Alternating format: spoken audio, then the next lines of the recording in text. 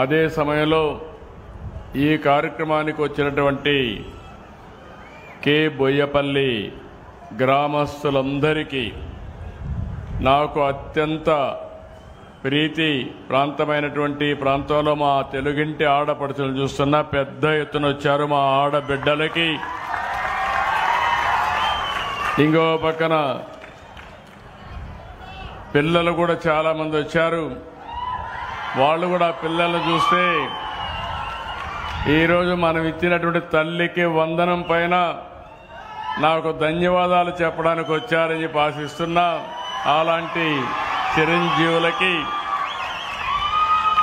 ఇంకో పక్కన సోదరులందరికీ యువత ఎప్పుడు కూడా సమాజానికి ఎంతో అవసరం. అలాంటి యువ సోదరులు చూస్తే నాకు ఒక ధైర్యం, తప్పకుండా తొందరలోనే 1 ఫ్యామిలీ 1 ఎంటర్‌ప్రెన్యూర్ మీ ద్వారానే సాధ్యం, అది సాధిస్తామని మరొకసారి యువతకంతా హామీ ఇస్తున్నా. ఈరోజే నేను రాజంపేటలో ఉన్నాను, కే బోయపల్లిలో ఉన్నా.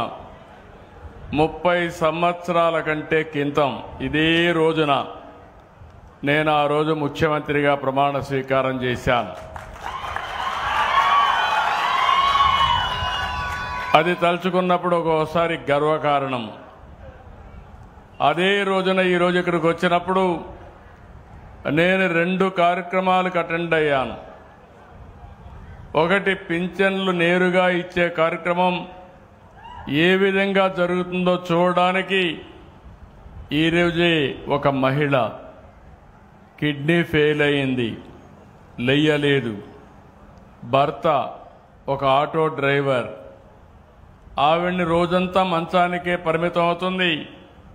ఆవిడికి భోజనం చేసి పెట్టాలి, స్నానం చేయించాలి. చేసిన తర్వాత మళ్ళీ ఆటో, కొంతమంది ఎవరైతే స్కూలుకు తీసుకుపోవాలో తీసుకుపోయి ఆ ఆటోలో కూడా పాత ఆటో నడుపుకుంటూ జీవనాన్ని గలుపుతున్నారు.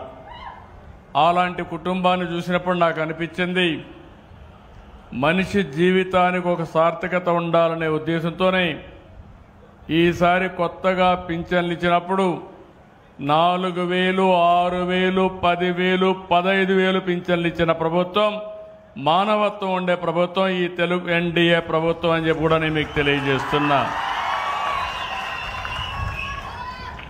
వాళ్ళ పరిస్థితులు చూశాను, నేరుగా పింఛన్ ఇచ్చాను. ఆ పింఛన్ రాకపోతే ఆవిడ జీవితంలో రోజు ఎన్నో ఇబ్బందులు పడేది. అలాంటి ఒక ఆడబిడ్డకి కనీసం పోషణకి తెల్లవారు నిద్రలేయంగానే మొదటి తారీఖున మా ఆఫీసర్ వెళ్ళి ఇంటి దగ్గర 15,000 రూపాయలు ఇస్తున్నారంటే అది ఈ ప్రభుత్వం యొక్క చిత్తశుద్ధి అని మరొకసారి మీ అందరికీ విజ్ఞప్తి చేస్తున్నా. రెండో కార్యక్రమం, ఇప్పుడే నేను ధోబీ ఘాట్కి వెళ్ళాను.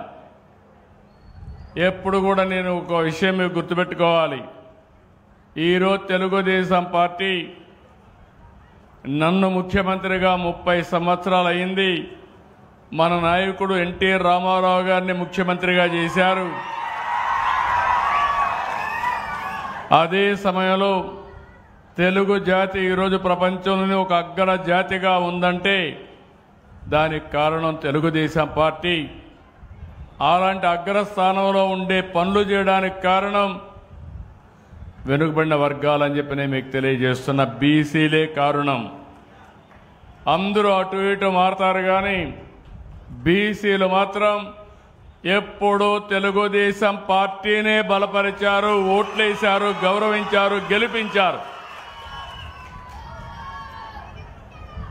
అలాంటి బీసీలకు అన్ని విధాల న్యాయం చేసిన పార్టీ తెలుగుదేశం పార్టీ, ఈరోజు ఎన్డీఏ. నేను ఆ రోజు వెనుకబడిన వర్గాల కోసం ఆదరణ తీసుకొచ్చాను సమైక్య ఆంధ్రప్రదేశ్లో. అదే సమయంలో మళ్ళీ 2014లో ఆదరణ 2 తీసుకొచ్చాను. ఈరోజు నేను అక్కడికి పోతే ఎంత సంతోషపడ్డానంటే, మొదట నేను ముఖ్యమంత్రిగా ఉన్నప్పుడు దోబీ ఘాట్లు కట్టాను. ఆ రోజు నేను దోబీలను చూసేవాడిని. రజకులంతా కూడా చాలా ఇబ్బందులు పడేవాళ్ళు. ఎక్కడన్నా బావుల దగ్గరికి వెళ్ళి అక్కడ బట్టలు ఉతకాలంటే అక్కడ రైతు ఒప్పుకునేవాడు కాదు. ఇంకో పక్క ఒకప్పుడు మనం చూస్తే గాడిదల మీద ఈ బట్టలు ఎత్తిపెట్టి ఎంతో దూరం వాగులు వంకల దగ్గరికి వెళ్ళి ఎక్కడెక్కడో తిరిగి బట్టలు ఉతికి మళ్ళా తీసుకొచ్చేవాళ్ళు. వాళ్ళ కష్టాలు చూసిన తర్వాత వాళ్ళ ఊర్లోనే కట్టాలని దోబీ ఘాటు కట్టి దానికి పంప్ సెట్ పెట్టి తొట్లు కూడా కట్టి ఆ ఉతికే బండలు కూడా ఏర్పాటు చేశాను. అది పోయినప్పుడు వాళ్ళు చెప్తే మీరున్నప్పుడు 25 సంవత్సరాల కంటే ముందు కట్టారని వాళ్ళు చెప్పినప్పుడు నాకు ఎంత ఆనందం కలిగిందంటే వర్ణనాతీతం అని చెప్పి మరొకసారి మీ అందరికీ విజ్ఞప్తి చేస్తున్నా. అది కూడా ఈ రోజే చూడడం. అక్కడ ఒక రజకులైతే ఒక బండి పెట్టి ఇస్త్రీ చేస్తున్నారు. ఇస్త్రీ చేస్తా ఉంటే ఈ ఇస్త్రీ పెట్టి కూడా మీరే ఇచ్చారు, 2014లో ఇచ్చారని చెప్తే దానికంటే మించిన ఆనందం జీవితంలో ఏముంటుందో మీరే గుర్తుపెట్టుకోమని మిమ్మల్ని కోరుతున్నా. అది 40 సంవత్సరాల ప్రస్థానం. ఎంతో మందికి ఎన్నో విధాలుగా సహాయం చేశాం. ఈరోజు మీరు ఒక్కసారి చూస్తే ప్రతి నెల పింఛన్లు ఇవ్వాలని ఆ పింఛన్ల కార్యక్రమం పేదల సేవలో అనే పేరు పెట్టి నేను నేరుగా వచ్చి నేను ఇవ్వడం, నేను కాకుండా నిద్ర లేయంగానే 1,65,000 మంది అధికారులు పింఛన్లు ఇచ్చే కార్యక్రమానికి శ్రీకారం చుడుతున్నారు. 3 గంటల్లో ఇస్తున్నారు. అదే సమయంలో ఈరోజు రాష్ట్రం అంతా కూడా ఇది ఒక పండుగగా జరుగుతూ ఉంది. ఒకప్పుడు మీరు చూశారు జీతాలు కూడా ఇవ్వలేని పరిస్థితి. ఈరోజు సుజావుగా జీతాలు ఇస్తున్నాం. అదే సమయంలో ఎన్ని ఇబ్బందులున్నా మొదలు తారీఖున పేదల సేవలో పింఛన్లు ఇచ్చే కార్యక్రమానికి శ్రీకారం చుట్టాం. ఈరోజు నేను ఒక్క విషయం మీరు గుర్తుపెట్టుకోవాలి. ఒక ఆంధ్ర రాష్ట్రంలో ఇచ్చే పింఛన్లు ఏ రాష్ట్రంలో కూడా ఇవ్వడం లేదు. మొదటి తారీఖు వస్తే పేదల జీవితాల్లో పండుగ. అదే మరి నేరుగా డబ్బులు ఇవ్వడం.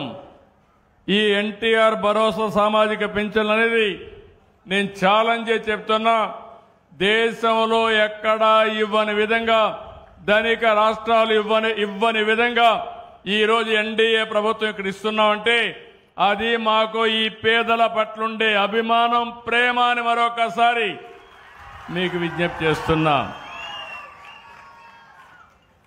ఈరోజు మీరు చూస్తే మామూలుగా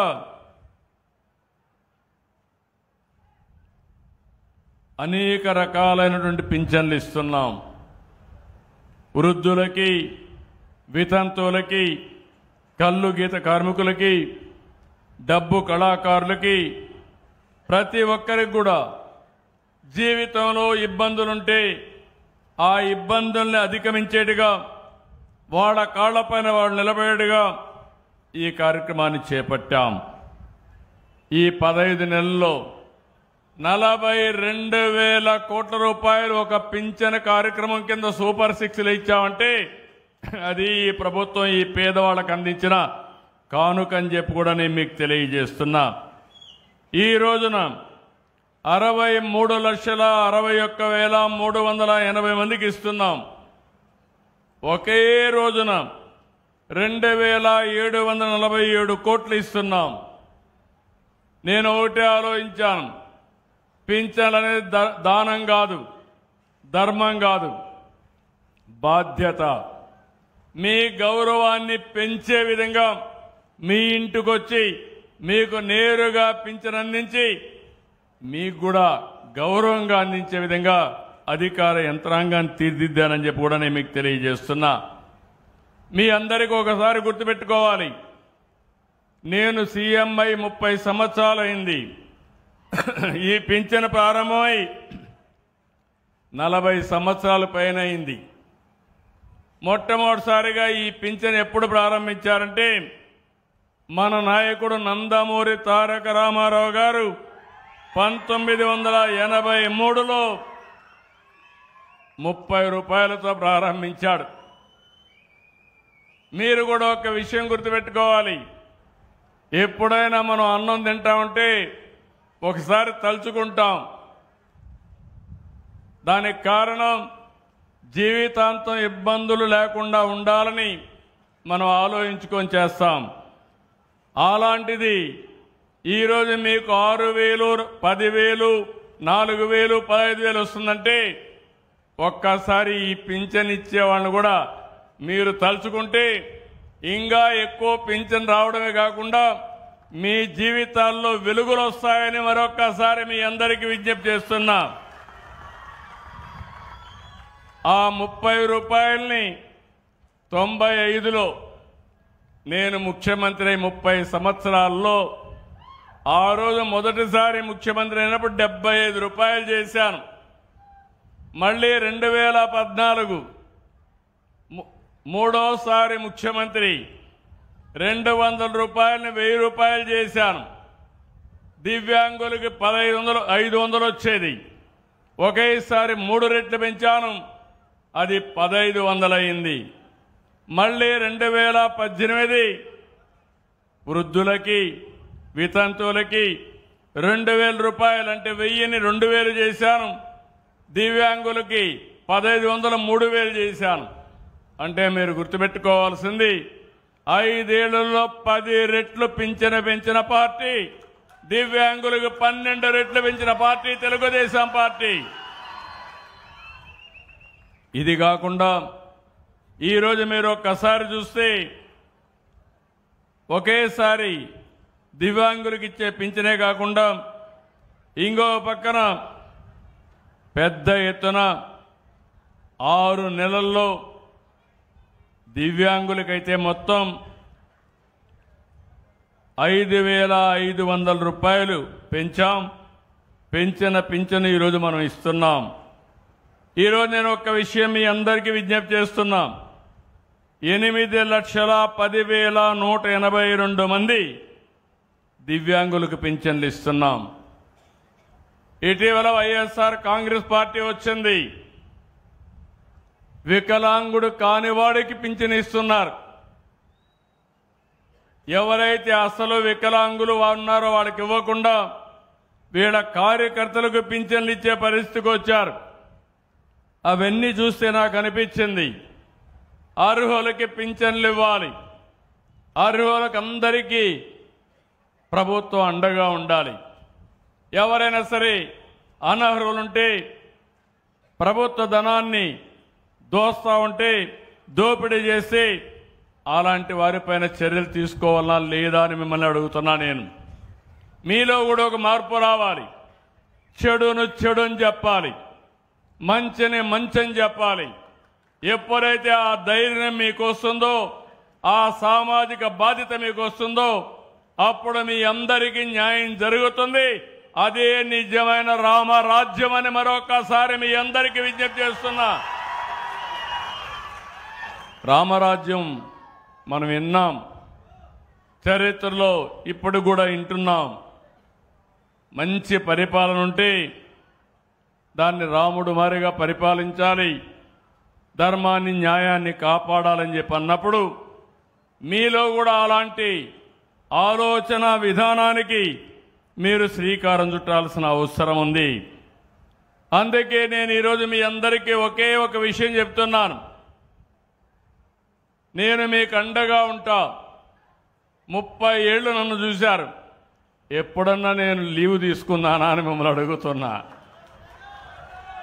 ఎప్పుడన్నా సిక్ అయ్యానని అడుగుతున్నా.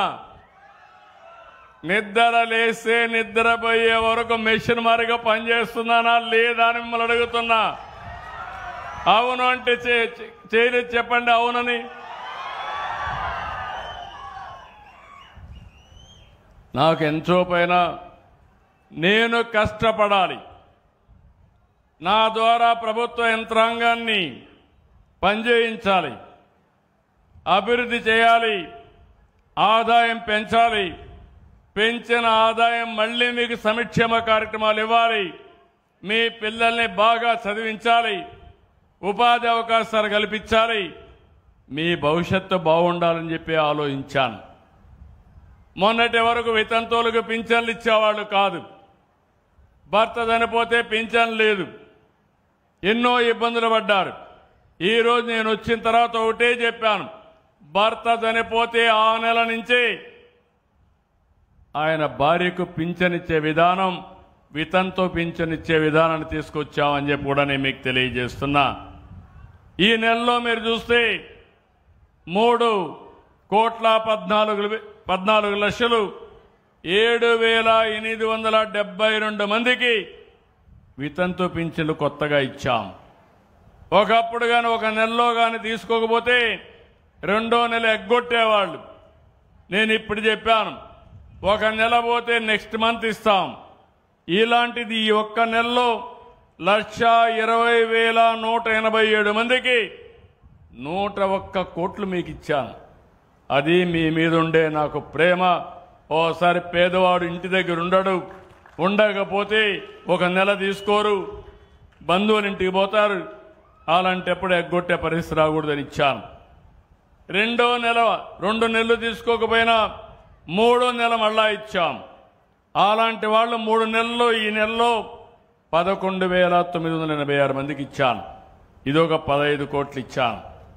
నేను కూడా మిగలబెట్టుకోవాలంటే ఈ 3 మిగలబెట్టుకుంటే దగ్గర 130 కోట్లు మిగులుతుంది.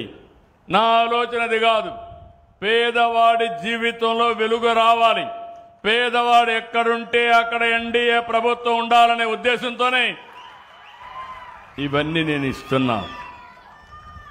నేను అందుకే మిమ్మల్ని అందరినీ ఒకే విషయం అడుగుతున్నా. ఇప్పుడే మిత్రులు అడిగారు, నేను కష్టపడేది ఒక దానికే.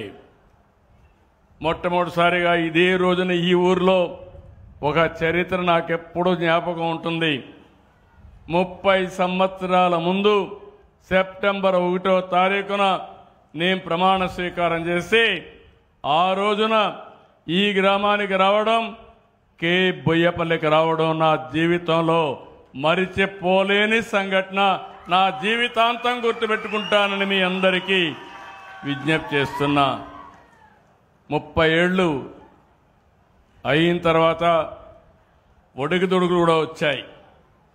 మీరు కూడా గుర్తుపెట్టుకోవాలి, ఈరోజు 4వసారి సీఎం అయ్యాను. సమైక్య ఆంధ్రప్రదేశ్లో అందరికంటే ఎక్కువ సీఎంగా ఉన్న ఘనత నాకే దక్కింది. 3 సార్లు ప్రతిపక్ష నాయకుడిగా ఉన్నా. ఇంకో పక్క మీరు చూస్తే నేను ఒకటే ఆలోచించాను, నేను ముఖ్యమంత్రి అయినప్పటి నుంచి మీ జీవితాల్లో మార్పు రావాలి, అందరికీ న్యాయం చేయాలి. కొంతమంది అధికారాన్ని అడ్డం పెట్టుకుని పెద్ద పెద్ద వాళ్ళు పేదల్ని దోచుకునే కార్యక్రమం చేసేవాళ్ళు. నేను అందుకే ఒకే విషయం ఆలోచించాను, అభివృద్ధి జరగాలి, ఆదాయం పెంచాలి, సంక్షేమ కార్యక్రమాలు ఇవ్వాలి, పెంచుకుంటూనే ఉండాలి. దీనికి ఆర్థిక సంస్కరణలు అవసరమని ఆర్థిక సంస్కరణలు తీసుకొచ్చాం. ఈరోజు మిత్రులు చెప్పారు, ఈరోజు రాయలసీమను మీరు చూస్తే రాళ్ల సీమగా మారిపోతుందనుకున్న రాయలసీమ ఈరోజు గ్యారంటీగా చెప్తున్నా, రాళ్ల సీమగా మారదు, రతనాల సీమ చేసే బాధ్యత నాదని మరొక్కసారి హామీ ఇస్తున్నా. ఈ విధంగా చేస్తాను కూడా చెప్తాను. ఇంకో పక్క రాయలసీమలో సాగునీటి ప్రాజెక్టులకు ప్రాధాన్యత ఇచ్చాం. రాష్ట్రం మొత్తం ఇన్ఫ్రాస్ట్రక్చర్ రిఫార్మ్స్ తీసుకొచ్చాం. రోడ్ల మీద, ఎయిర్పోర్ట్ల మీద, రైల్వేలు కానీ ఒకప్పుడు కరెంటు లేని పరిస్థితి నుంచి ఇప్పుడు మీ ఇంటి మీదనే రూఫ్ టాప్ పవర్ తయారు చేసే పరిస్థితికి వచ్చాం, సోలార్ తయారు చేసే పరిస్థితికి వచ్చామంటే అందులో కూడా మనమే అగ్రస్థానంలో ఉన్నాం. ఇప్పుడే అడిగారు మిత్రులు, 30 సంవత్సరాల్లో నాకు ఒక తృప్తి, సంపద సృష్టించడం చేతనైతే సంక్షేమ కార్యక్రమాలు ఇస్తాం. గడిచిన ప్రభుత్వం 5 ఏళ్లలో అప్పులు తీసుకొచ్చి మొత్తం సంక్షేమం అని ప్రజల్ని మోసం చేసే పరిస్థితికి వచ్చారు. నేను అడుగుతున్నా మిమ్మల్ని అందరినీ ఒకే విషయం, ఏ కుటుంబం అయినా అప్పులు చేసి బాగుపడ్డారా? మీరే చెప్పమంటున్నాను. బాగుపడ్డారా తల్లి అని అడుగుతున్నా మిమ్మల్ని. అప్పు చేసి పప్పు కూడా తింటే ఏమవుతుంది? చెప్పే మిగులుతుంది. అవునా కాదా? కానీ ఆదాయాన్ని పెంచి అభివృద్ధి చేసి అందులో పేదవాళ్ళని ఆదుకుని మళ్ళీ అభివృద్ధి చేసి ఎప్పటికప్పుడు పేదవాళ్ళని ఆదుకునే విధానానికి నేను శ్రీకారం చుట్టాను. హైదరాబాద్లో నేను ఐటీ అంటే అందరూ ఎగతాళి చేశారు, హైటెక్ సిటీ అంటే ఎగతాళి చేశారు. ఈరోజు మీరు చూస్తే నేను ప్రారంభించిన ఐటీ ప్రపంచంలోనే తెలుగు వారు ఎక్కడున్నా హైయెస్ట్ పర్ క్యాపిటల్ ఇన్కమ్ తెస్తున్నారంటే అది నాకు ఆనందం. ఒకే ఒక నిర్ణయం, ఆ రోజు మీ అందరి ఇంటింటికి ఒక ఐటీ ప్రొఫెషనల్ కావాలని చెప్పాను, చదివించమన్నాను. పిల్లలకు డబ్బులు కాదు కావాల్సింది, సంస్కారాన్ని ఇవ్వండి, చదువునిప్పించండి. మీ పిల్లలు వందల వేల కోట్ల రూపాయలు సంపాదిస్తారని చెప్పాను. ఈరోజు ప్రపంచంలో ఏ దేశానికైనా వెళ్ళండి, మంచి పాష్ లొకాలిటీకి వెళ్తే అక్కడ గట్టిగా తెలుగులో మీరు మాట్లాడితే ఒక కేక వేస్తే 100 మందికి ఎదురయ్యే పరిస్థితికి వచ్చారు. అంటే తెలుగువాడు ఈరోజు ప్రపంచం మొత్తం అన్ని దేశాలకు వెళ్లే పరిస్థితికి వచ్చారు. హైదరాబాద్ నగరం ఉంది, 30 ఏళ్ళు ఈరోజు ఒక విశ్వనగరంగా తయారయ్యే పరిస్థితి వచ్చింది. ఆ రోజు ఒక విజన్ చేశాం, ఆ రోజు ఒక ప్రాధాన్యత ఇచ్చాం, సైబరాబాద్కి నాంది పలికాం. ఈరోజు హైదరాబాద్లో ఇవన్నీ కూడా పనిచేసి బాగా ముందుకు పోయే పరిస్థితికి వచ్చారు. నేను ఆ రోజు ఆడబిడ్డల కోసం డాక్రా సంఘాలు పెట్టాను. ఏం తల్లి జ్ఞాపకం ఉందా మీ అందరికీ? అప్పుడప్పుడు మర్చిపోతూ ఉంటారు, మళ్ళా కష్టాలు కొని తెచ్చుకుంటాం, ఇంకో పక్క వైకుంఠ పాడ ఆడతాం, పైకి ఎక్కడం మళ్ళా కిందికి పడడం, మళ్ళా నేను అభివృద్ధి చేయడం, ఇంకొకటి వచ్చి చెడగొట్టడం. ఈసారి మాత్రం జరగడానికి వీలు లేదు.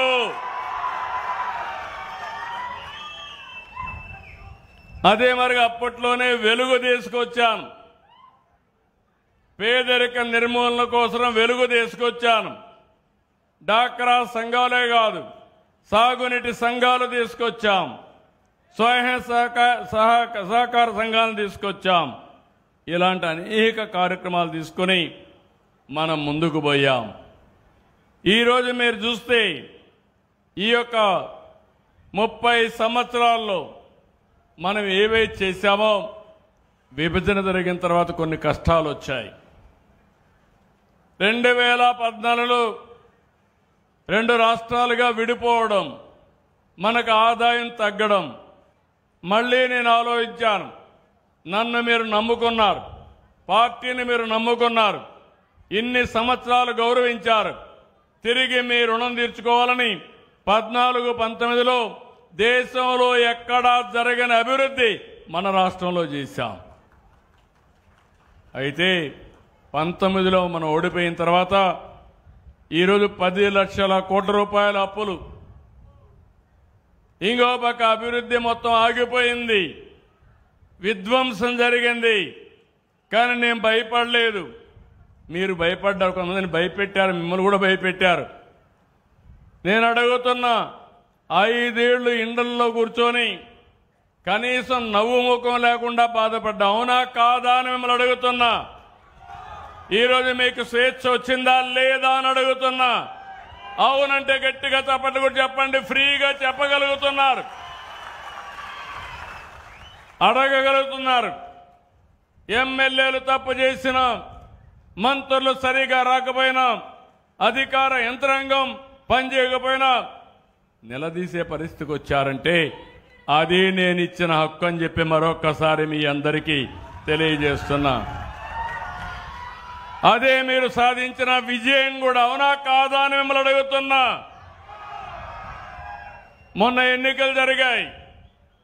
నేను పవన్ కళ్యాణ్ గారు ఇద్దరం కలిసి పోటీ చేయాలనుకున్నాం. బీజేపీ సపోర్ట్ చేశారు.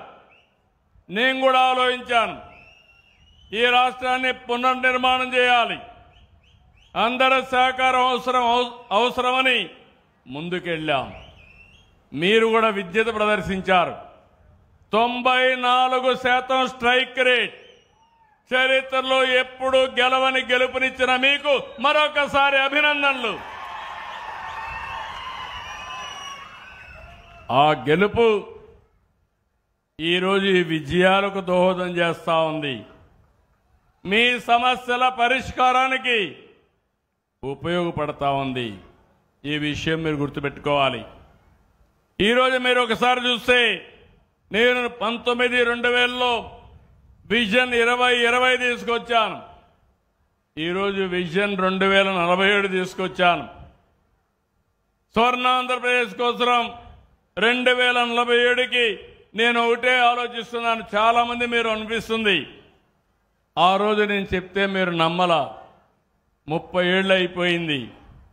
కానీ ఈరోజు మళ్ళీ నేను ఆలోచించే విధానం, ఈ 20 సంవత్సరాల్లో భారతదేశంలో నెంబర్ 1 రాష్ట్రం ఏదంటే దానికి చిరునామాగా ఆంధ్రప్రదేశ్ ఉంటుంది, ఈ స్టేట్ ఉంటుంది.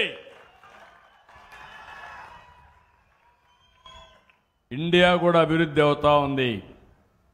మన ప్రధానమంత్రి నరేంద్ర మోడీ గారు దేశాన్ని అభివృద్ధి చేయాలని అనేక సంస్కరణలకు నాంది పలుకుతున్నారు. నేను ఈరోజు కాదు, మొదటి నుంచి సంస్కరణల్ని అమలు చేశాం. అలాంటి దీంట్లో దేశం అభివృద్ధి కావాలి, మనం కూడా దేశంలో ఒక భాగం. అలాంటి దేశం అభివృద్ధి అయినప్పుడు ఆ దేశ అభివృద్ధిలో కీలక పాత్ర మనం పోషించాల్సిన అవసరం ఉంది. ఈ విషయంలో మళ్ళీ మిమ్మల్ని అందరినీ అభినందిస్తున్నా. తెలుగుదేశం పార్టీకి అధికారం కట్టబెట్టారు. కొంతమంది అధికారం ఇస్తే సొంత పనుల కోసం ఉపయోగించుకున్నారు. కానీ తెలుగుదేశం పార్టీ మాత్రం ఎప్పుడూ ప్రజల కోసమే అధికారాన్ని ఉపయోగించాం తప్ప వేరే విషయం కాదని చెప్పి నేను మీకు తెలియజేస్తున్నా. ఆ రోజు ఎన్టీ రామారావు గారు ముఖ్యమంత్రిగా ఉంటే నేషనల్ ఫ్రంట్ ఏర్పాటు చేశాడు. నేను ముఖ్యమంత్రి అయిన తర్వాత యునైటెడ్ ఫ్రంట్ కానీ ఎన్డీఏ కానీ మనం కూడా భాగస్వాములై మన రాష్ట్రానికి ఉపయోగించుకున్నాం. ఇలాంటి రాజకీయాలు మనం చేస్తే ఈ రాష్ట్రంలో ఒక ఫేక్ పార్టీ ఉంది. ఆ పార్టీకి సవాలు విసురుతున్నా మీ అందరి తరపున.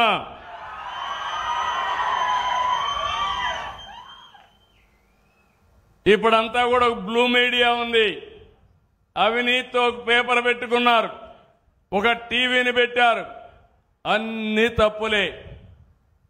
మనం అవునంటే అడ్డంగా కాదంటారు.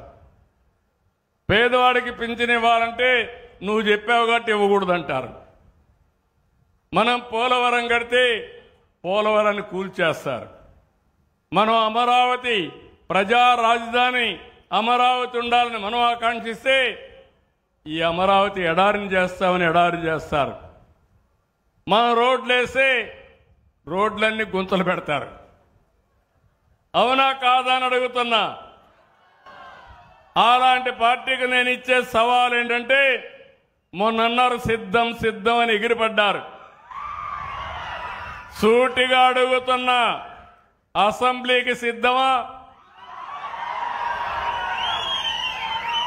11 మంది ఉన్నారు. అసెంబ్లీకి రండి. ఎవరిది విధ్వంసమో, ఎవరిది అభివృద్ధో, ఎవరికి సంక్షేమ కార్యక్రమాలు చేసే సత్తా ఉందో చర్చించడానికి నేను సిద్ధంగా ఉన్నా.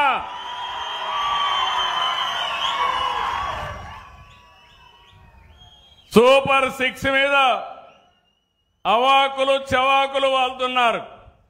నేను అడుగుతున్నా, అసెంబ్లీకి రండి.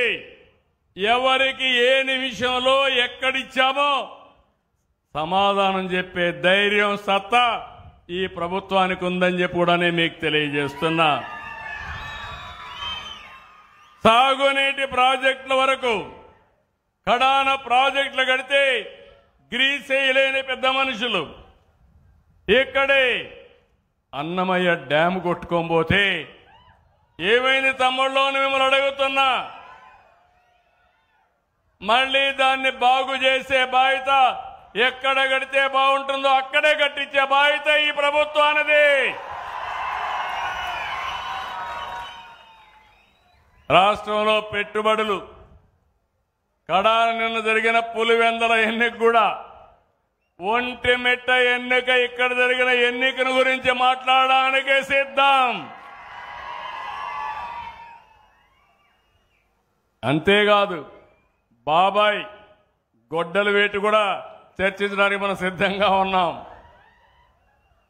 ఇంకో పక్క ఒక దళిత లీడర్ని డ్రైవర్ని డోర్ డెలివరీ చేసేదాన్ని కూడా మాట్లాడడానికి సిద్ధంగా ఉన్నాం. మీరందరూ గుర్తుపెట్టుకోవాలి, కోడి కత్తి డ్రామా, గులకరాయి డ్రామా మర్చిపోయారా తమ్ముళ్ళు? మీరు ఏమమ్మా ఆడబిడ్డ మర్చిపోయారా మీరు అంటున్నా? నేను డ్రామా వేయలా. నా మీద 23 క్లేమోర్ మైన్స్ వెంకటేశ్వర స్వామి పాద పద్మాల దగ్గర జరిగితే నేను భయపడ్డానా తల్లి అని మిమ్మల్ని అడుగుతున్నా. ప్రజల కోసం పనిచేశాం. ప్రజల కోసం పనిచేసినప్పుడు భయపడవలసిన అవసరం లేదు. వీళ్ళు చేసే పని చూస్తా ఉంటే అంతా కూడా చేసే తప్పుడు పనులు మీడియాలో మాత్రం ఫేక్ మీడియా పెట్టి నేను దానికి సమాధానం చెప్పాలంట. నిన్నే చూస్తున్నారు వీళ్ళ యొక్క మనుషులు తప్పుడు డాక్యుమెంట్స్తో దివ్యాంగుల పింఛన్ తీసుకున్నారు.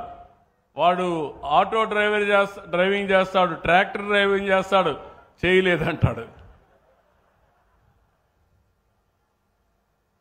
బాగా మాట్లాడతాడు. డాక్టర్ దగ్గరికి వచ్చినప్పుడు నాటకం వేసి మూగంటాడు.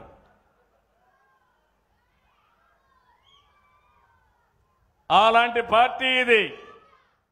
చేతులుండే వాళ్ళకి వికలాంగులు పింఛను కావాలి, చేతులు లేవని మూగ బాగా మాట్లాడేవాడు మూగ అని డెమ్ అండ్ డెఫ్ అని పింఛన్లు తీసుకుని ప్రజల్ని మోసం చేయాలనుకుంటున్నారు. నేను ఒకటే చెప్తున్నా, ఈ నెలలో అందరికీ పింఛన్లు ఇచ్చాను. కానీ మీరు కూడా ఆలోచించండి, నాకు సోషల్ ఆడిట్ జరగాలి. ప్రజల సమక్షంలోనే అనర్హులుంటే ఇతను అనర్హుడు, తీసుకోవడానికి అర్హత లేదని చెప్పే ధైర్యం మీ అందరికీ రావాలి. చేస్తారా లేదా? నేను ఎవ్వరికి అన్యాయం చేయను, అర్హులందరికీ ఇస్తా. ఒకవేళ అర్హులు కానీ ఎవరన్నా ఇగ్నోర్ చేసినా రాజకీయ కారణాలతో నేను ఆమోదించను. ఇది నా గ్యారంటీ అని కూడా మరొక్కసారి మీ అందరికీ విజ్ఞప్తి చేస్తున్నా. అందుకనే నేను మిమ్మల్ని కోరేది, ఒకప్పుడు రాయలసీమ ఎక్కడ చూసినా ఫ్యాక్షన్లు, కడప జిల్లా ఒకప్పుడు చూశారు, అవునా? జ్ఞాపకం తల్లే మీకు? ముఠాకర్షలు జ్ఞాపకం ఉన్నాయి తమిళ్లో? రక్తం పారిన విషయం గుర్తుందా మీకు? ఆ రక్తం పారించిన ఈ రాయలసీమలో నీళ్లు బారించే సత్తా తెలుగుదేశం పార్టీకి ఎన్డీఏకుంది.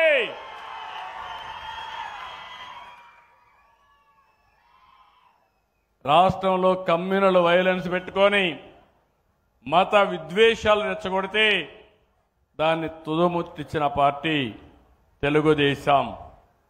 తీవ్రవాదుల సమస్య వచ్చి ఎక్కడికక్కడ సమస్యలు సృష్టిస్తే అవి కూడా కంట్రోల్ చేశాం. ఇంకో పక్క రాష్ట్రంలో రౌడీ అనేవాళ్ళు లేకుండా చేశాం.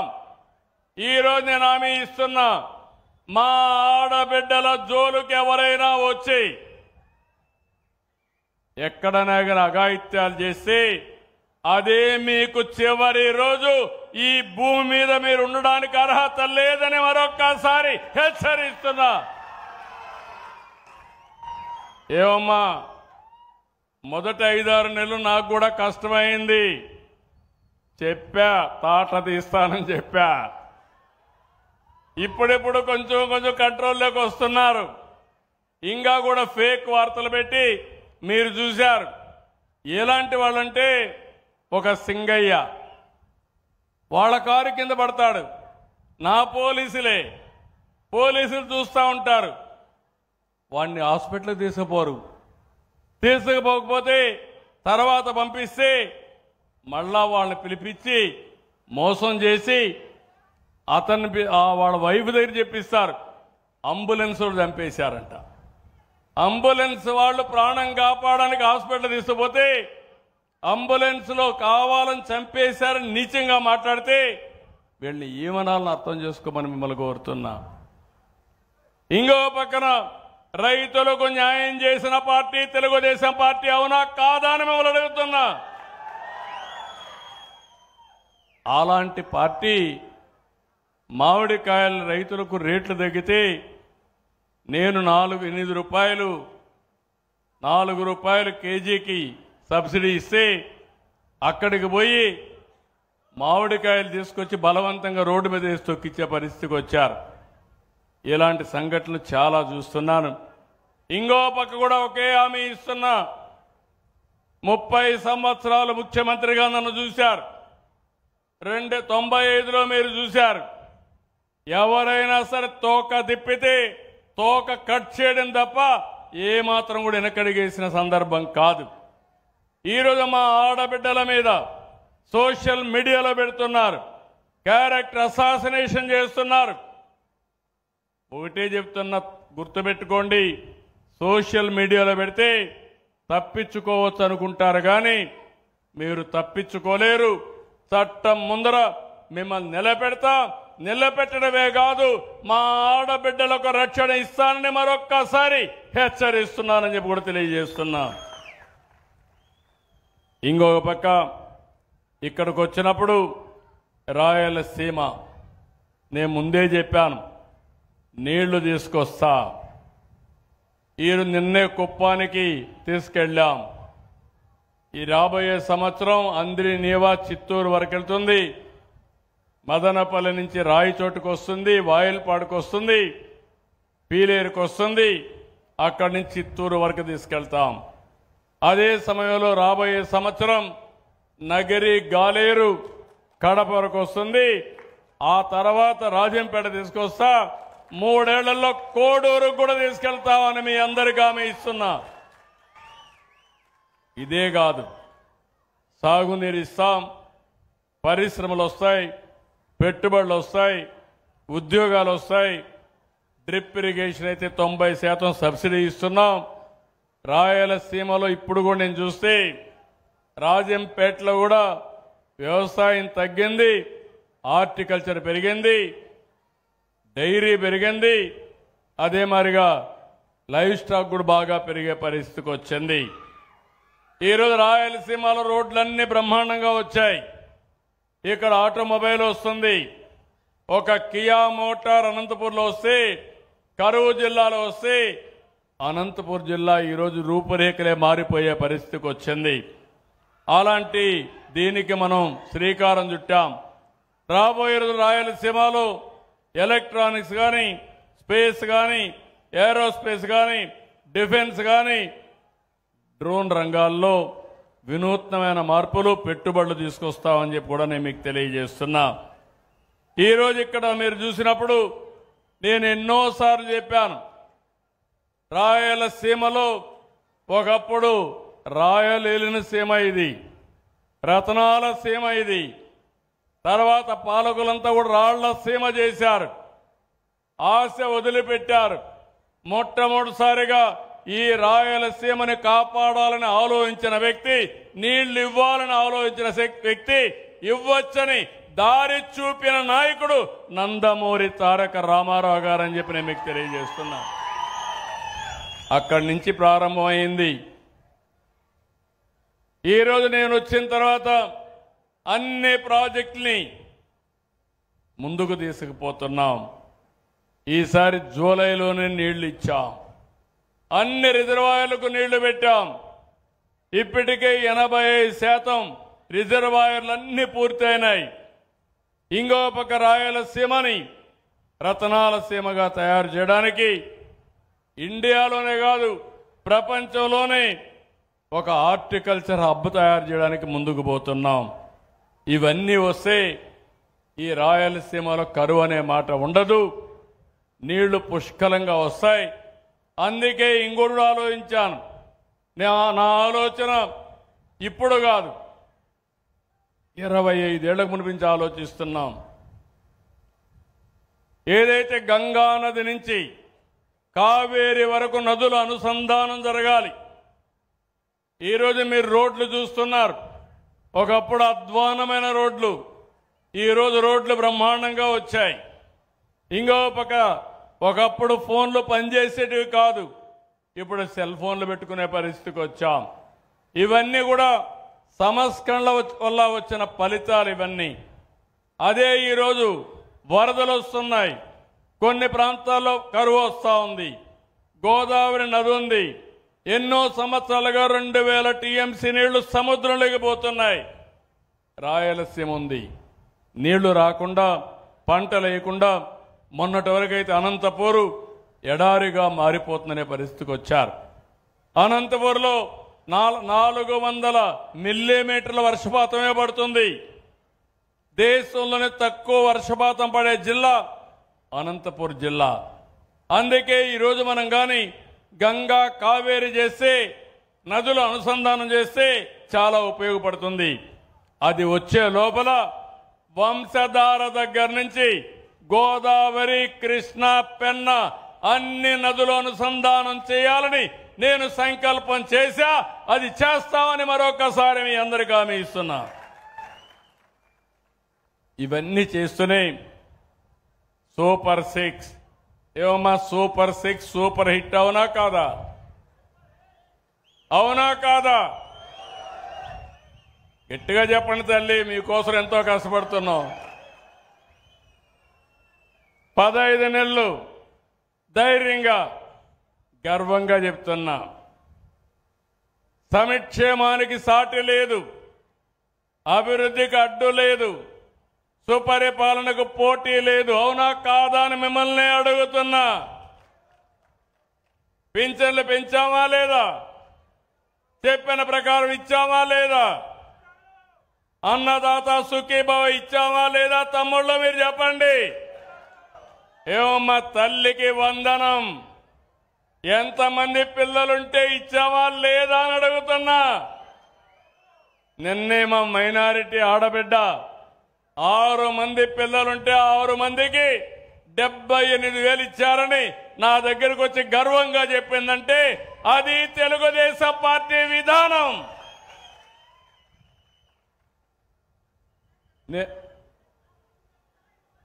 ఏమా నలుగురమ్మా, 4 ఆడబిడ్డలు మా తల్లికి 60,000 అంటే 8,000 తగ్గించి 52,000 ఇచ్చాం. అవునా తల్లి? 52,000 ఇచ్చాం మా ఆడబిడ్డకి. గట్టిగా చప్పట్లు కూడా చెప్పండి. ఇచ్చిన వాళ్ళు 10 మందికి చెప్పాలి. చెప్పినప్పుడు 10 మంది 100 మంది అవుతారు. నిన్న కూడా నేను అడుగుతున్నా, దేశంలో ఒక సర్వే చేసి రాష్ట్రంలో నాకు 4వ ప్లేస్ ఇచ్చారు, దేశంలో 3వ ప్లేస్ ఇచ్చారు ముఖ్యమంత్రుల్లో పాపులారిటీ కింద. ఎందుకు మొదటి స్థానం చెప్పలేకపోయారని మిమ్మల్ని అడుగుతున్నా. నేను నా బలగం మీరే. మీరు నన్ను ఆశీర్వదించండి, కొండనైనా సరే బద్దలు చేసే శక్తి మాకు వస్తుంది. కష్టపడతాం, సంపద సృష్టిస్తాం, పెంచిన సంపద తిరిగి మళ్ళా మీకే పంచుతానని కూడా మరొకసారి హామీ ఇస్తున్నా. ఇది నిరంతరం మనం చేసుకోవాల్సిన అవసరం ఉంది. అన్నా క్యాంటీన్లు పెట్టామా లేదా? ఏమ్మా, దీపం ఇచ్చామా లేదా? దీపం పెట్టామా లేదా? మీకు ఎవరిచ్చారు దీపం? మొదట నేనే కదా. మళ్ళీ ఇప్పుడు 3 సిలిండర్లు వస్తున్నాయా లేదా మీకు? అన్నింటికంటే ముఖ్యంగా మా ఆడబిడ్డలు స్త్రీశక్తి జల్సగా ఆర్టీసీ బస్ ఎక్కితే ఎవరిని అడిగే పని లేకుండా ఎక్కడికి పోవాలన్నా పోయి ఇంటికి వచ్చే పరిస్థితి. అవునా కాదా? మీరు అవసరమైతే తల్లి దగ్గరికి పోవాలంటే మీరు పోయి చూసి రావచ్చు, మీ కూతురు దగ్గరికి పోవాలంటే తల్లులు చూడొచ్చు, పెద్దవాళ్ళందరూ కొంచెం కావాలి తిరగాలంటే రాష్ట్రం మొత్తం ఒక 20 రోజులు ప్రోగ్రాం పెట్టుకొని అన్ని పుణ్యక్షేత్రాలు తిరిగి అదే సమయంలో అన్నా క్యాంటీన్లో దేవాలయాల్లో భోజనం కూడా పెడుతున్నాం. అవునా కాదా? 21 దేవాలయాల్లో అన్నదానం కూడా ప్రవేశపెట్టి అన్నదానాన్ని కూడా పెట్టాం. నేను రాబోయే రోజుల్లో మా ఆడబిడ్డలు స్త్రీ శక్తి ఏంటో ప్రపంచానికి చూపిస్తాను. 1,00,000 మంది ఒక సంవత్సరంలో లక్షాధికారులను చేసే బాధ్యత, పారిశ్రామికవేత్తలుగా చేసే బాధ్యత నాది. ఈ కార్యక్రమానికి నాంది పలికాం. ఇలాంటివన్నీ చేసు మీ అందరిని నేను ఒకటే చెప్తున్నా, ఒక్క కార్యక్రమం కాదు, ఇలాంటి కార్యక్రమాలన్నీ చేస్తా.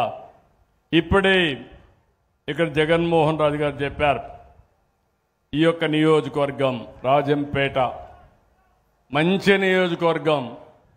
కొన్ని కారణాల వల్ల మీరు మాకు ఓట్లు వేయలా. మొన్న గెలవలేదు కదా. అదేనయ్యా జిల్లా అంటున్నావు, జిల్లా కావాలి. బట్ మోసం చేసే వాళ్ళకి ఓటేస్తుంది. ఇప్పుడు నాకు న్యాయం చేయమంటే ఓట్లు వేసే వాళ్ళకి ఏం చెప్పాలి? నేను వాళ్ళకేం చెప్పగలుగుతామన్నా? అన్నీ ఉంటాయి. మీరు కూడా ఎవరైనా సరే అభ్యర్థి ముఖ్యం కాదు, పార్టీ ముఖ్యం. నేను ఈరోజు మీరు చూస్తే 164 మంది తెలుగుదేశం, జనసేన, బీజేపీ ఎమ్మెల్యేలు ఉన్నారంటే దానికి కారణం అభ్యర్థులు చూడలా, పార్టీని చూశారు. నేను కూడా హామీ ఇస్తున్నా, పార్టీలుగా కంట్రోల్ చేస్తాం, ప్రజలకు న్యాయం చేసే బాధ్యత మేము తీసుకుంటామని కూడా మీ అందరికీ హామీ ఇస్తున్నాను. ఇంకో పక్కన రాజంపేటల అభివృద్ధి, ఒంటిమిట్ట శ్రీరాముడు ఆలయాన్ని నేనే ఆ రోజు తీసుకొని ప్రతి ఏటా ఘనంగా నవమిని జరపాలని మనం ముందుకెళ్ళాం. తిరుమల తిరుపతి దేవస్థానం దీన్ని దత్తత తీసుకున్నారు. అంత మునుపు మీరు చూస్తే భద్రాచలంలో అభివృద్ధి చేశాం. అది తెలంగాణకు వెళ్ళిన తర్వాత దీన్ని మనం అభివృద్ధి చేసే పరిస్థితికి వచ్చాం. ఇంకో పక్క ఇక్కడంతా కూడా ఈ జిల్లాల్ని డివైడ్ చేయాలన్నప్పుడు కొన్ని ఇబ్బందులు కూడా ఉన్నాయి. అవన్నీ ఏ విధంగా చేయాలనో చేయడం కోసం అన్ని కూడా ఎక్సర్సైజ్ చేస్తామని చెప్పి కూడా నేను మీకు తెలియజేస్తూ, ఇప్పుడే ఇక్కడ మెడికల్ కాలేజ్ కావాలని ఎమ్మెల్యే గారు అడిగారు. దాన్ని ఏ విధంగా చేయాలనో అవి కూడా వర్కౌట్ చేస్తాం. ఇంకో పక్కన ఇక్కడ అభివృద్ధి, ఏ అభివృద్ధి కావాలన్నా ఇక్కడ జగన్మోహన్ రాజు గారి నాయకత్వంలో తప్పకుండా మీ అందరికీ హామీ ఇస్తున్నా. ఇక్కడ మన పార్టీ ఎమ్మెల్యేలు లేరని మీరు అధైర్యపడవలసిన అవసరం లేదు, ఎంపీ లేరని అధైర్యపడాల్సిన అవసరం లేదు. రాజకీయాలు వేరు, అభివృద్ధి వేరు. ఈ నియోజకవర్గాన్ని కూడా అభివృద్ధి చేసే బాధ్యత ఈ ప్రభుత్వం తీసుకుంటామని చాలా స్పష్టంగా మీ అందరికీ హామీ ఇస్తున్నా.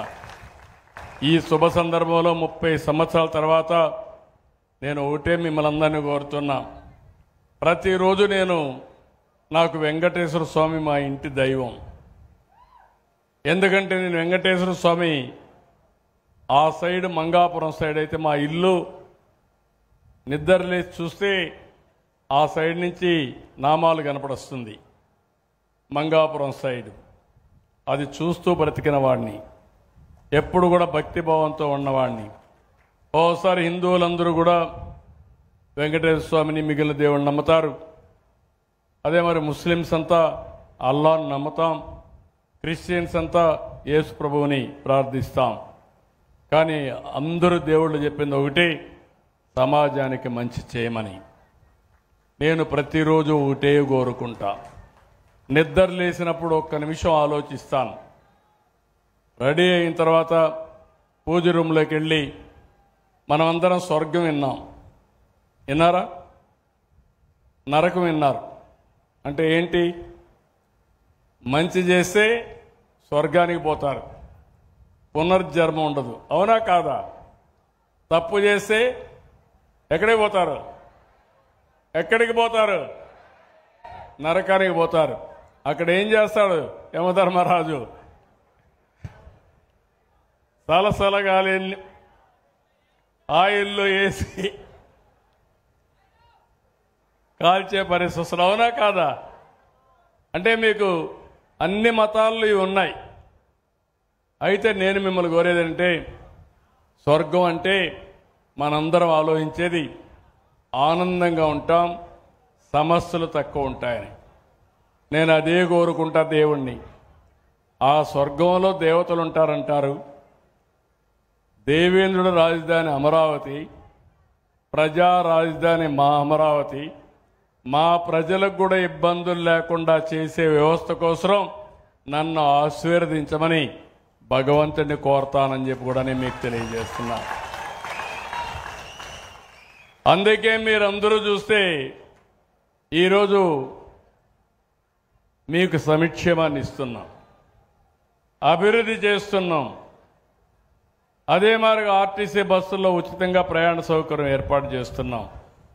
ఇది కాకుండా మీరు ఒకసారి చూస్తే కొత్తగా మీరు ఏ ఆఫీసుకు పోయే పని లేకుండా 700 సర్వీసులు ఆన్లైన్లో పెట్టి వాట్సాప్ గవర్నెన్స్లో మీకు ఇస్తున్నా. అంటే ₹1 అవినీతి లేకుండా, ఎవరి దయాదాక్షిణాలు లేకుండా నేరుగా అన్ని పనులు చేయాలని టెక్నాలజీ కూడా ఉపయోగించి తద్వారా ఈరోజు పింఛన్ ఇచ్చాం. సాయంత్రానికి నాకు ఒక ఇన్ఫర్మేషన్ వస్తుంది, ఎక్కడ ఏ సమయంలో ఏ స్పాట్లో పింఛన్ ఇచ్చారో టెక్నాలజీ ద్వారా వస్తుంది. మళ్ళీ నేను ఐవీఆర్ఎస్ పంపిస్తున్నా.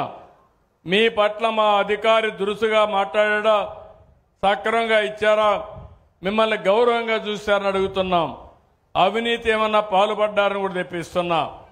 నా ఆలోచన ఒకటే, ఈ రాష్ట్రంలో ఏ ఒక్కరికి ఇబ్బంది లేకుండా, ఏ ఒక్కరు ₹1 అవినీతి ఇవ్వకుండా మీరు గౌరవంగా బ్రతికే వ్యవస్థని నేను ఏర్పాటు చేస్తానని మరొక్కసారి మీ అందరికీ హామీ ఇస్తున్నా. అదే నా ఆలోచన. నా ఆలోచన ఒకటి, అందరికీ ఆదాయం పెరగాలి, ఆరోగ్యం బాగుండాలి, ఆనందంగా ఉండాలి. వెల్తీ, హెల్తీ, హ్యాపీ సొసైటీ కోసం నేను ప్రయత్నం చేస్తున్నా. ఇది అసాధ్యమేం కాదు, సాధ్యం. కొద్దిగా మీరు డైరెక్షన్ మారితే, కొంచెంగానే మీరు ఆలోచిస్తే ఇవన్నీ సాధించుకునే అవకాశాలు వచ్చాయి. దానికి రేపు రాబోయే రోజుల్లో సంజీవని అనే ఒక ప్రాజెక్టును తీసుకొస్తున్నా. రామాయణంలో మీరు ఉంటారు, లక్ష్మణుడు మూర్ఛపోతాడు, కాపాడుకోవాలి. ఎట్లా కాపాడుకుంటామంటే సంజీవని మొక్క తెస్తే ఆ మొక్క ఒకటే కాపాడుతుందని చెప్తారు. అప్పుడు సంజీవని మొక్క తేవాలంటే హనుమంతుడికి తెలియదు సంజీవని మొక్క, నేను తెస్తానని వెళ్ళాడు, మొక్క తెలియదు. అప్పుడు ఏం తెచ్చాడు? పర్వతాన్నే తీసుకొచ్చాడు. ఆ పర్వతాన్ని తీసుకొస్తే అందులో సంజీవని మొక్క తీసుకొని ఆ ఔషధ మొక్కతో లక్ష్మణుడి ప్రాణం కాపాడుకుంటారు. నేను కూడా రాబోయే రోజుల్లో 2 ఏళ్లలో ఒక పెద్ద ప్రాజెక్ట్ని బిల్ గేట్స్ కానీ టీసీఎస్ అందరితో కలిసి తీసుకొస్తున్నాం. అందులో ఆ ప్రాజెక్ట్ వస్తే పేదవాళ్ళ ఆరోగ్యం, అందరి ఆరోగ్యం కాపాడే విధంగా శ్రీకారం చుడుతున్నాం. ప్రపంచంలో ఉండే నాలెడ్జ్ అంతా తీసుకొచ్చి పేదవాడి ఆరోగ్యాన్ని కాపాడడానికి ఏ మందు అవసరమో ఆ మందే ఇచ్చి మిమ్మల్ని కాపాడుకునే బాధ్యత తీసుకుంటామని కూడా తెలియజేస్తున్నా. మీలో కూడా ఆలోచన విధానం మారాలి. మన పెద్దవాళ్ళు తిండి లేనప్పుడు రాగులు తినేవాళ్ళు. మన నాయకుడు ఎన్టీ రామారావు గారు వచ్చిన తర్వాత అందరికీ రైస్ ఇప్పించాడు. ₹2 కేజీ బియ్యం పెట్టి మనం రైస్ తినడం మొదలుపెట్టాం. ఈ రైస్ వల్ల కార్బోహైడ్రేట్స్ తిని అసలు మిగిలిన ప్రోటీన్ కానీ ఇవి తినకుండా మానేసాం. ఎక్కువ కార్బోహైడ్రేట్స్ తింటే మీకు షుగర్ వస్తుంది, బీపీ వస్తూ ఉంది. షుగర్ వస్తే అనేక జబ్బులు వస్తున్నాయి. కొంతమంది ఎక్కువ తాగి లేనిపోని సమస్యలు తెచ్చుకొని వాళ్ళు నాశనమై కుటుంబాన్ని నాశనం అయిపోయే పరిస్థితి వస్తూ ఉంది. ఇవన్నీ కూడా నేను ఒకటే ఆలోచిస్తున్నాను. భవిష్యత్తులో ఈ రాష్ట్రంలో మీ అందరూ ఆరోగ్యంగా ఉండాలంటే నేను తీసుకొచ్చే ఈ ప్రాజెక్టు ద్వారా ప్రివెంటివ్ హెల్త్కి, రియల్ టైం మానిటరింగ్కి, ఎవరికైనా ఇబ్బంది వస్తే ప్రపంచ మేధావులు ఎవరైతే మంచి డాక్టర్ల ద్వారా డైరెక్షన్ తీసుకొని మీ ఆరోగ్యాన్ని కాపాడే బాధ్యత కూడా తీసుకుంటామని చెప్పి నేను మీకు తెలియజేస్తున్నా. ఇది ఒక వినూత్నమైన ప్రాజెక్టు. ఈరోజు సాధ్యమవుతుందంటే ఒకటే గుర్తుపెట్టుకోండి, దీనికి కారణం టెక్నాలజీ. ఇలాంటి సమయంలో ఇలాంటి ప్రాజెక్ట్ వస్తే అది నా జీవితంలో దానికంటే సాధించగలిగిన విజయం ఇంకోటి ఉండదు. ఒక పక్క సంపద సృష్టిస్తా, ఇంకో పక్క మీ ఆరోగ్యాన్ని కాపాడుతా, ఇంకో పక్క మీరు మీ కుటుంబం ఆనందంగా కూడా ఉండాలి. నేను అందుకనే ఇటీవల చెప్తున్నా, ఎక్కువ హార్డ్ వర్క్ చేయడం కాదు, స్మార్ట్ వర్క్ చేయాలి. సెల్ ఫోన్ ఉంటే చాలా అన్ని పనులు అయిపోతున్నాయి. ఈరోజు డ్రోన్స్ వచ్చాయి, సెటిలైట్ వచ్చింది. మీ పొలాల్లో సాయిల్ టెస్టింగ్ చేయాలంటే పొలానికి వచ్చి సాయిల్ తీసుకోవాల్సిన పని లేదు, భూసార పరీక్షలు అవసరం లేదు. అలాంటి కొత్త టెక్నాలజీస్ వచ్చాయి, డ్రోన్స్ వస్తున్నాయి. ఎక్కడ తెగులుంటే అక్కడనే క్రిమి సంహారక మందు వాడే పరిస్థితికి వచ్చాం. ఒకప్పుడు ఇవన్నీ లేవు. ఈరోజు మస్కిటోస్ ఉన్నాయి. ఎక్కడ మస్కిటో ఉంటే ఆ మస్కిటో పైనే మందు కొట్టి మస్కిటో నివారించే పరిస్థితి వస్తూ ఉంది. ఈరోజు మస్కిటో ఉంటే మాకేంటనుకుంటే దానివల్ల మీకు మలేరియా వస్తూ ఉంది. అదే మరి ఇంకా అనేక రకాలైనటువంటి కమ్యూనికబుల్ డిసీజ్ వచ్చి చాలా వరకు దెబ్బతినే పరిస్థితికి వస్తున్నారు. కాబట్టి డెంగ్యూ కూడా వస్తూ ఉంది. డెంగ్యూ వస్తే ప్లేట్లెట్స్ పడిపోతాయి, దానివల్ల చాలా ఇబ్బందులు వస్తాయి. లక్షలు ఖర్చు పెట్టుకునే పరిస్థితికి వస్తున్నారు. ఇవన్నీ చేస్తూనే నా ఎఫర్ట్ అంతా చేస్తూ ఒక పక్క ఇంకో పక్క P4 అన్నాను. ఈ విషయం కూడా మీరు గుర్తుపెట్టుకోవాలి. P3 అనేది పబ్లిక్ ప్రైవేట్ పార్ట్నర్షిప్తో రోడ్లు వేస్తున్నాం. టెలికాం వచ్చింది, కరెంట్ ఇస్తున్నారు, కొంతమంది డబ్బులు కూడా సంపాదిస్తున్నారు. ఈరోజు సమాజంలో ఆర్థిక అసమానతలు పెరిగాయి. కొంతమంది టాప్ 10% అయితే కోటీశ్వరులు అయిపోయారు. కింద నుండే 20% అయితే 3 పూట్ల తిండి తినడానికి కష్టం వస్తే 10 రూపాయలు పెట్టి ఆరోగ్యం బాగు చేసుకోవడానికి డబ్బులు లేవు. అందుకే ఒక వినూత్నమైన కార్యక్రమం పబ్లిక్ ప్రైవేట్ పీపుల్స్ పార్ట్నర్షిప్ అనే కార్యక్రమం తీసుకుని పైనుండే 10 మంది కింద నుండే 20 మందికి అండగా ఉండే విధంగా ఒక స్ఫూర్తినివ్వాలనుకుంటున్నాం. ఒకప్పుడు ప్రజల వద్దకు పాలన తీసుకొచ్చాం, ఆ తర్వాత జన్మభూమి తీసుకొచ్చాం. ఈరోజు నేను తీసుకొచ్చే కార్యక్రమం వినూత్నమైన కార్యక్రమం, బంగారు కుటుంబం మార్గదర్శి. ఇది స్వచ్ఛందంగా ముందుకు రావాల్సిన అవసరం ఉంది. ఒక మనిషిని పుట్టిన తర్వాత ఒక బాధ్యత ఉంటుంది. నేను ఒక్కడే బాగుంటే లాభం లేదు, సమాజంలో అందరూ బాగుంటేనే ఆ సమాజం ఆనందంగా ఉంటుంది, సేఫ్గా ఉంటుంది. ఒక వ్యక్తి మాత్రం పెద్ద ప్యాలెస్ కట్టుకొని చుట్టుపక్కలంతా దొంగలుంటే ఆ వ్యక్తికి కూడా రక్షణ ఉండదు. అవునా కాదా అని మిమ్మల్ని అడుగుతున్నా. మీ ఇల్లు పెద్ద మహల్ కట్టుకొని రోడ్డు అంతా గుంతలు పడితే ఆ ఇంట్లో ఎంత టైం కూర్చుంటామని అడుగుతున్నా. అందుకని అలాంటి వ్యవస్థను క్రియేట్ చేద్దాం. నేను ఒకటే మీ అందరికి చెప్తున్నా, ఒకప్పుడు టెక్నాలజీ అంటే ఎగతాళి చేశారు, ఒకప్పుడు నీరంటే ఎగతాళి చేశారు, ఒకప్పుడు మా ఆడబిడ్డల తెలివితేటలంటే ఎగతాళి చేశారు. ఈరోజు చెప్తున్నా, నేను తీసుకున్న కార్యక్రమం పబ్లిక్ పాలసీస్ ద్వారా ఆర్థిక అసమానతలు తగ్గించి అందరికీ మెరుగైన జీవన ప్రమాణాలు ఇచ్చి మీరు ఆనందంగా ఉండే సొసైటీని తయారు చేయడం నా ఏకైక ఆశయం, కోరిక అని చెప్పి మిమ్మల్ని అందరికీ విజ్ఞప్తి చేసుకుంటూ, దీన్ని బాగు చేయాలంటే మీలో కూడా ఆలోచన రావాలి. ఇక్కడికి వచ్చినప్పుడు 230 పిటిషన్లు వచ్చాయి. ఈ 230 పిటిషన్లు తీసుకున్నాం. నేను ఒకటే చెప్తున్నాను, నాకు మీరు పిటిషన్ ఇస్తే ఎంత నమ్మకమో మీరు మామూలు కాగితం ఇచ్చినా ఆ కాగితంపై నేను చర్యలు తీసుకుంటా, న్యాయం ఉంటే చేసి మళ్ళీ మీకు సమాచారం ఇస్తానని మరొక్కసారి తెలియజేసుకుంటూ, కొంతమంది ఏం చేస్తున్నారంటే లేనిపోని గొడవలు పెట్టుకుంటున్నారు. వాళ్ళకు కూడా విజ్ఞప్తి చేస్తున్నా, ఈరోజు కొంతమంది ఎక్కువగా లిటిగేషన్కి వెళ్ళిపోతున్నారు.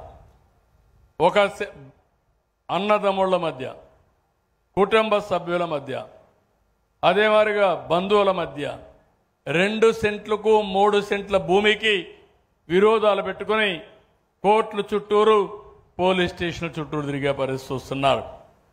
మేము చెప్పినా ఈయనే పరిస్థితులు లేరు. ఇలాంటి వాళ్ళ ప్రవర్తన మారాలి.